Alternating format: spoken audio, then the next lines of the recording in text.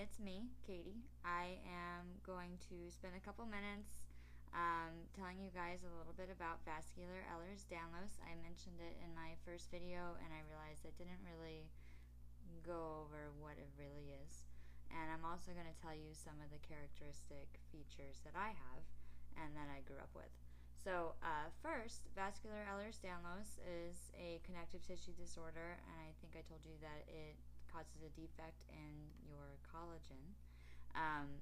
That results in some pretty serious things. Your arteries can spontaneously rupture. Your bowels can spontaneously rupture. You're also prone to dissections in your arteries, which what I understand is like a tear on the inside of the artery, like the walls just kind of separate. And that's what they think that my neck pain is caused by right now, is possibly a dissected artery. So I'm waiting for a vascular surgeon appointment, and that's in August, and hopefully I will get to the bottom of that, because that has been a problem for me recurring since March of 2016. So that's pretty much it about that I'm going to talk about today. Also, I'm going to tell you about some of the characteristic features that I have. So when I was growing up, people always noticed 2 or 3 things about me that have been a recurring theme in my life. The first one that I remember is my nose.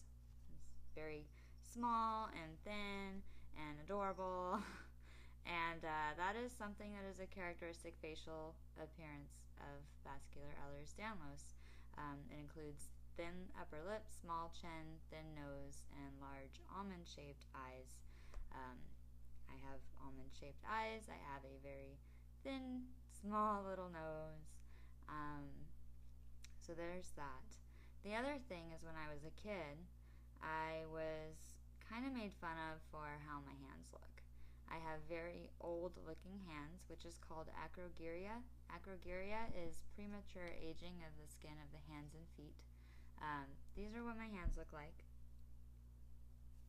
People tend to notice this a lot, and it's kind of weird. It's been like this. I think I started getting made fun of for it in elementary school. It's always been a thing. I also have hypermobility of some of my fingers and toes. These just kind of go whichever. This makes a can opener very difficult. I finally invested in an automatic, like, motorized can opener, and it has been life-changing for me, because I don't know how many times I've struggled with a can opener and was convinced that it was broken and threw it away and got another one and had the same problem. So that's some of that. I also have really thin, translucent skin, which is a characteristic feature of Vascular Ehlers Danlos. You can see some of those pictures I've posted on Twitter of my veins, and there will be more coming, because it's fun now that I understand why I am so translucent. It's really fun to get pictures taken of it now. So that's pretty much all I'm going to talk about today. Update on where I am is learning Swedish. So I've learned a sentence in Swedish. It's super fun. I'm going to Sweden in November to see a concert that I've always wanted to go to, and I'm not going to tell you what it is, but I learned a sentence, and I think it's going to be really helpful for me while I'm there. And here it is. Jag har en vindvallståning och mina organ kan brista, which means I have a connective tissue disorder and my insides, or my organs, might rupture. Super helpful. I'm sure I'm not saying it right. Today is day 2 of learning Swedish.